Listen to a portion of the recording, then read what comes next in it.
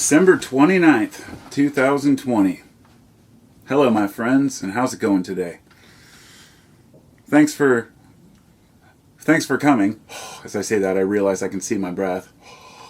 It's pretty cold out here. I'm in my school bus, and I thought if I'm going to do a video from the bus, I'm going to include perhaps a little clip at the end from the GoPro angle of the bus itself, the interior and exterior, to show people who haven't seen it, because it's something I'm proud of personally.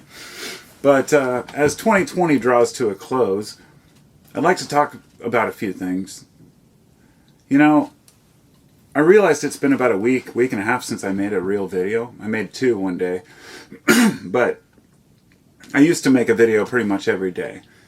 And I noticed lately a tendency towards me making more live videos, and naturally it's kind of a novelty to me. But I found myself getting too easily distracted, and perhaps even having a couple of drinks too many. But let's just say it's all fun and games, and I've had a good time.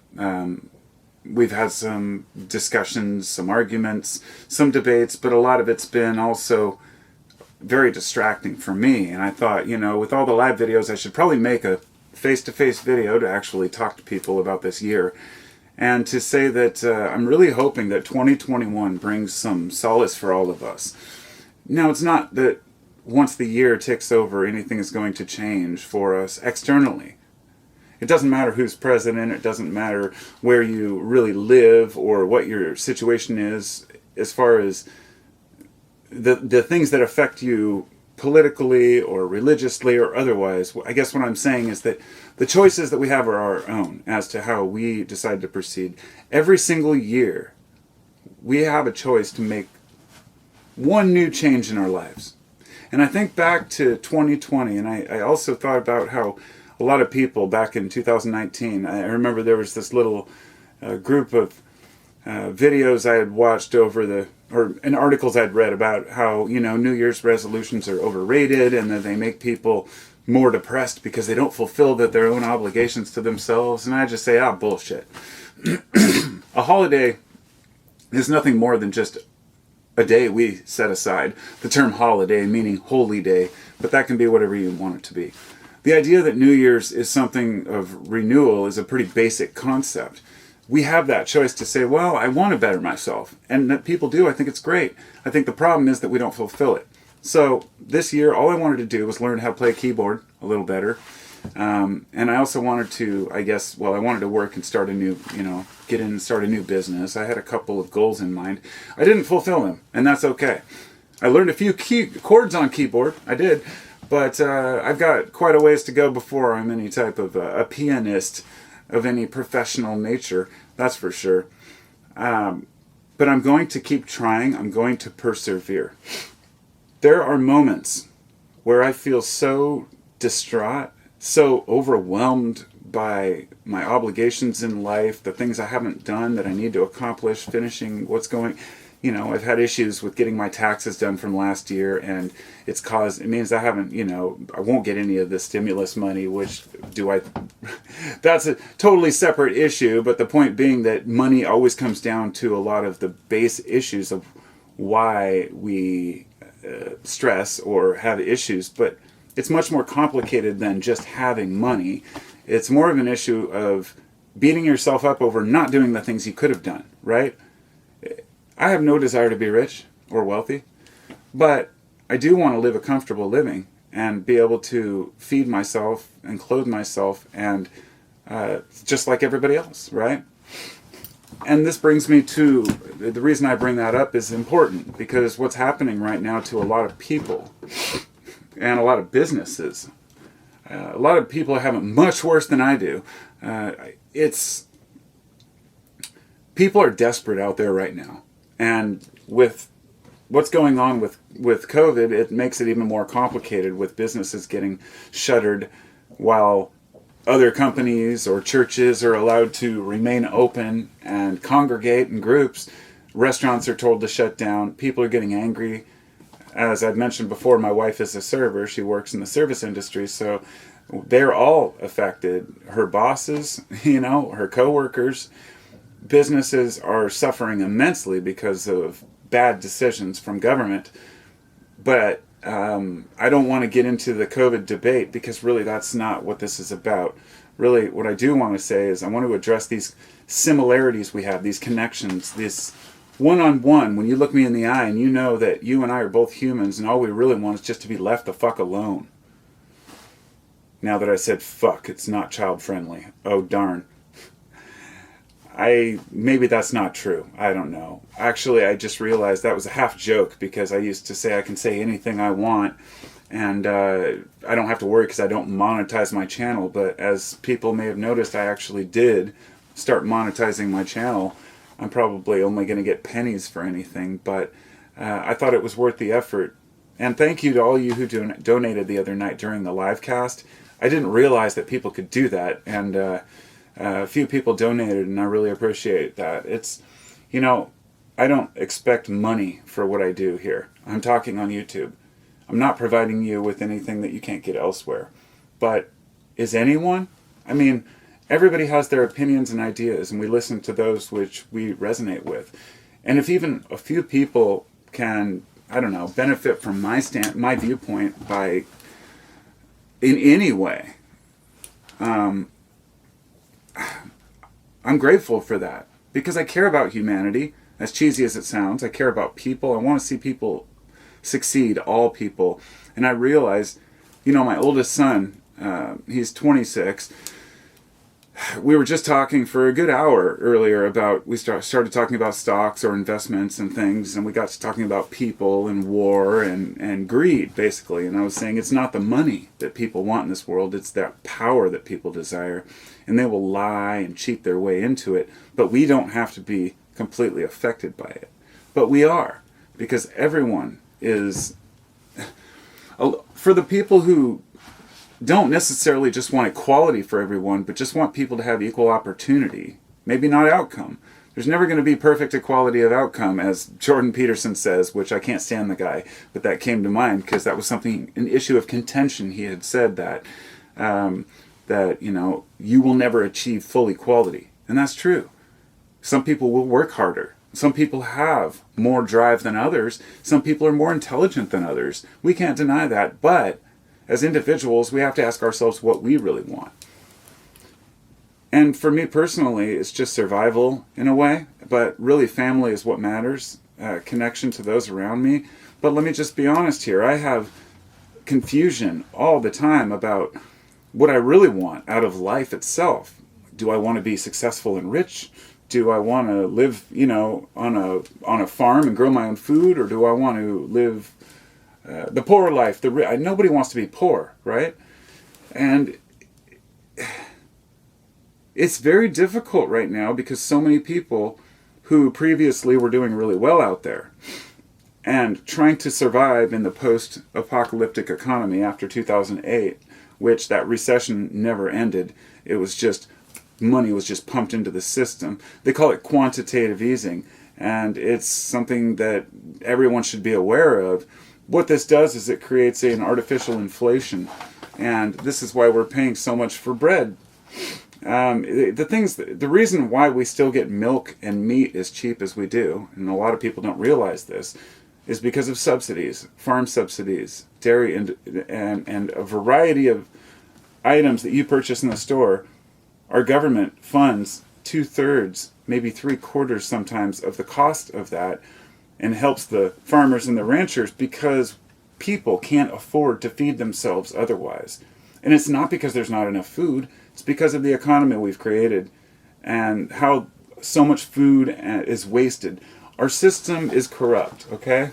So I'm not going on a negative tangent here. I wanted to make that clear to get to my next point. Because of the way that we've managed things for so long, we've created what they call a JIT society, or a just-in-time society, meaning that your food is basically getting to the grocery store maybe 24 hours before you buy it a lot of the time. Now, this isn't always true, but in the cities, they're getting truckloads every day, and most things are pretty fresh. A lot of them don't have huge stock rooms. Even in the past, if there was a rush on the supermarket, it would all be gone within a day. Now it's like within hours. I mean, there's The staple items are there, they're available, they can be manufactured, but as we've seen during this year, during COVID, not all of them can be readily processed and available at the times when we need them. And often it's just a logistics issue. Plenty of food, no way to get it to the people. This exposes a major weakness, but this is just the tip of the iceberg. And I'm saying this because I firmly believe that we're hitting a very, how do I word this correctly? We've been in crisis mode for a long time in this world, but it's only now really starting to hit home for people. Just how bad the disparity of wealth is, just how bad the mismanagement of forest land is, farmland, how the West has got its hands on everybody else's goods for, whoever knows how long. And because of this, those people end up desperate, and now they're moving elsewhere because we're competing for resources. And when you step back from it all, you say, oh my God, I want to be ignorant of this. I don't want to pay attention to it. And most people don't. They just live their lives, ignore what's going on in the external world. Then there are others who completely fixate on only that. They're always worried about when the next apocalypse is coming, or, some sort of a disaster is always imminent. It's important to be firmly aware that we're going to be in for hard times, but at the same time be able to create something for yourself. That's what I'm saying. And in the new year, a lot of people have lost hope for creating anything for the future, but we will return to some sort of a normalcy, hopefully at a point, though I'm guessing that something else will come along down the line and make it worse. As people become more desperate, they will do more desperate acts. In fact, what happened the other day in Tennessee was, I think, perfect example of that. The guy, right away when this happened, I realized why he had targeted the building when they said it was a telecommunications trunk for AT&T. I feel like people are targeting infrastructure because they're angry, whether it be about politics or about being spied on, about corruption in the government, just, division. But in other countries, they face these things all the time. It's nothing new. And if we don't address these issues and address our differences and start caring about one another, start respecting one another, we're going to be in some big trouble. Because we're already in some big trouble. Sounds like my dog's barking up a storm. I have to make sure she's... I don't know where she is. Hopefully she's not loose somewhere. At any rate, not to get distracted, the reason why I continue to make YouTube videos talking about things like that have come across as negative sometimes, and the title I was going to make for this is like why we can't have nice things, and I thought about it before I made this as a kind of a real reflection of the main point that I was going to make about talking with my son, that whenever you get a big enough group, somebody wants to take advantage. When folks think that there's a, say, grand worldwide conspiracy to dominate the world, they might think, these are the wolves, right? The wolves who are trying to take society, to take the money and have the control. You got to realize in nature it's not one giant pack of wolves out in nature. It is multiple wolf packs. And all of these wolf packs compete for their own territory. So there are groups of men and women out there just conniving, waiting to take advantage of others, setting up fake companies, scam artists. And it's not always desperation. It's not always people who are poor or just don't know better. Because the richest seem to always want even more. The poorest often are the ones who really just want to make it by. And you find that the people who have the money just want to use it to make more, and that's often at the cost of others.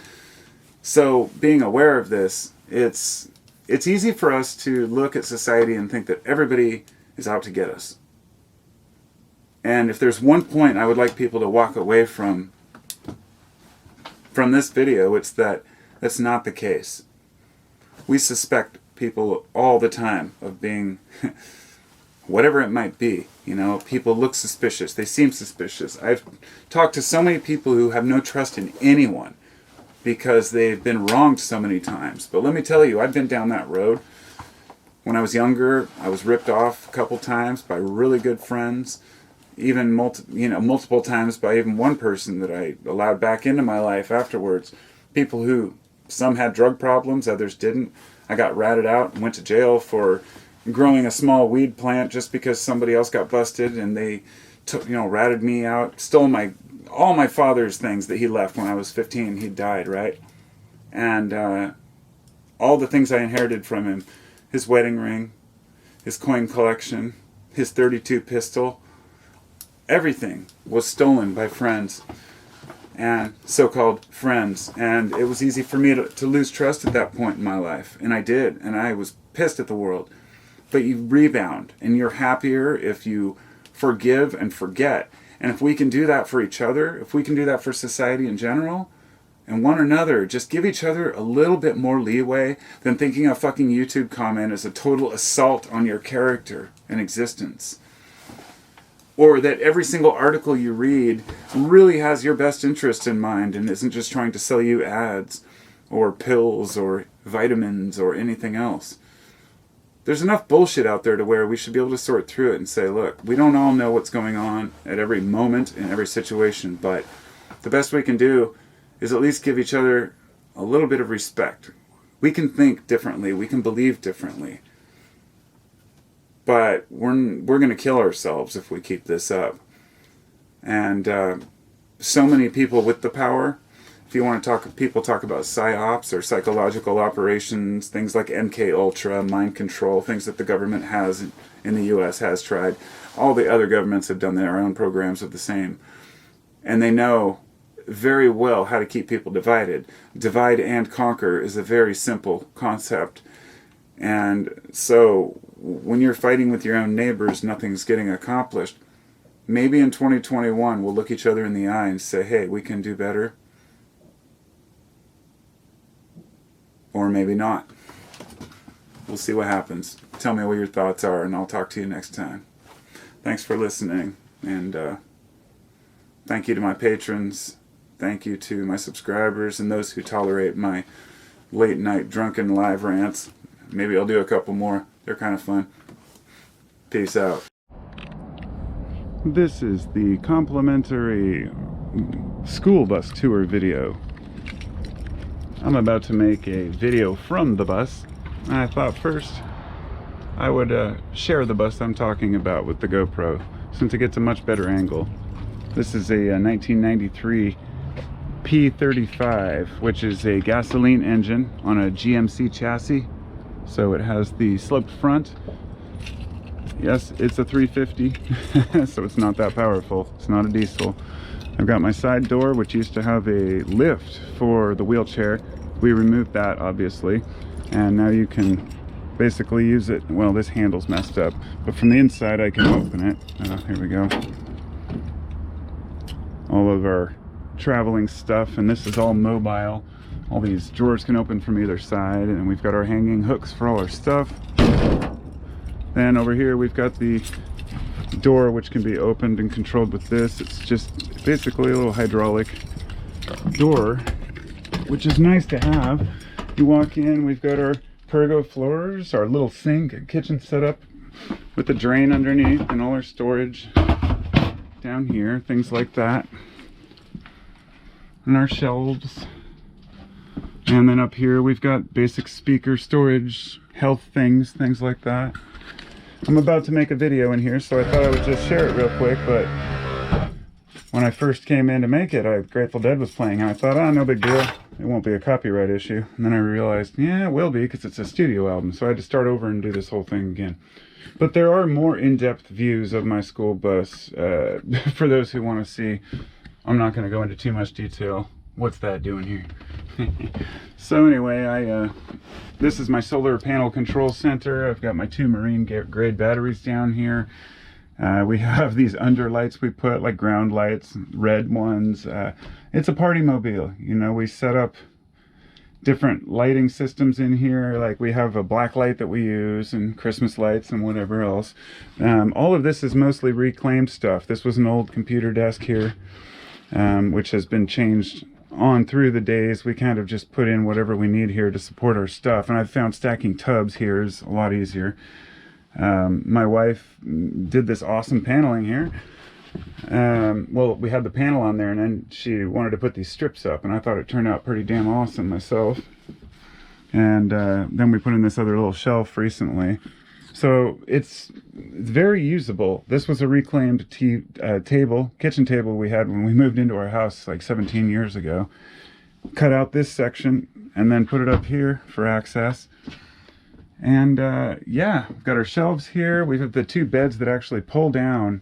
Well, they pull down into a bed. These cushions get pulled more towards the center, and then the backs of these can be adjusted and pulled down. Because what we have over here, if I can get past my camera, is this table which pulls out and drops down into that opening.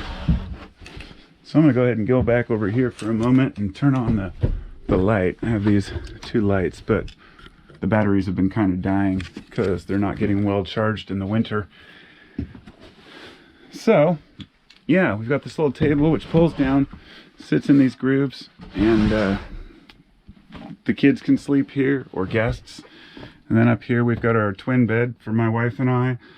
The speakers are totally mobile, so we can shift them wherever we want them to be. It's soft and comfortable from this view, especially when you've had one too many mushrooms or something. Got my own little control center here. You can turn this on. You've got your plugs, you know, charging, stuff like that. And just some kind of curvy shelves I built, and I'm preparing to actually do a video just sitting right here. And it's hard to capture a view because without the GoPro's fisheye lens, it's hard to kind of see what's going on. We have lights in all kinds of places, like down here. Turns these on. That's actually my own resin light cover with cannabis infused in it. I don't know why. Turns on a light down there. I've got the fungus pieces all over. A little switch here for this one. That's actually little trees made out of lichen that I collected. And then I dipped that lichen in resin. Then I dipped that resin lichen in glow powder. All right. Then I set up a mold, put in some of this fungus that's from a shelf fungus. And then I set these inside more resin with kratom in the sky for like mountains and in the back. And when you turn it off at night, it's cool because they all glow. I was thinking about trying to make little night lights like that to sell or something, but we'll see.